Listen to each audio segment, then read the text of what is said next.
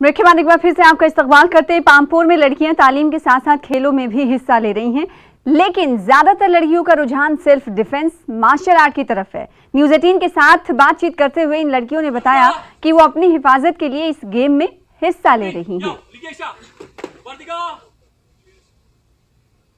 मेरा नाम अनिका रियाज़ है। हम इसलिए मार्शल आर्ट्स खेलते हैं क्योंकि इससे हम मेंटली और फिज़िकली बहुत ज़्यादा फिट रहते हैं। आजकल यूथ बहुत ज़्यादा इंडल्ज हो गई है इस ड्रग एडिक्शन में, बहुत ज़्यादा एडिक्टेड हो गए हैं इन बुरी चीज़ों के। हम स्पोर्ट्स के ज़रिए ही इन बुरी चीज़ों से दूर रह सकते हैं। इसलिए मार्शल आर्ट खेलते हैं क्योंकि इससे हम लड़कियां सेफ भी रह सकती है, हैरेसमेंट का शिकार नहीं हो सकती, मेंटली और फिज़िकली फिट भी रह सकते हैं और इससे हम फिट भी रह सकते हैं, मेंटली फिज़िकली भी रह सकते हैं फिट। और लड़कियों के लिए ज़्यादा है क्योंकि आजकल हैरेसमेंट बहुत ज़्यादा बढ़ रही है कि वो अपने आप को सबसे पहले समझे, अपनी पोटेंशियल को समझे, क्योंकि ये नहीं पहले से होता कि एक लड़का सब कुछ कर सकता है। एक लड़की में भी विल पावर है कि वो सब कुछ कर सकती है।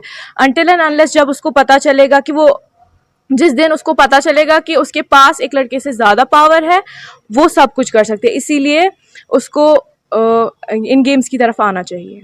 इन लड़कियों का साफ यही कहना है कि हर किसी लड़की को गेमों में हिस्सा लेना चाहिए ताकि वो अपने मुस्तकबिल के साथ साथ अपने सेल्फ डिफेंस कर सके। न्यूज़ 18 जम्मू कश्मीर के लिए मैं पामपुर से सईद मंजूर।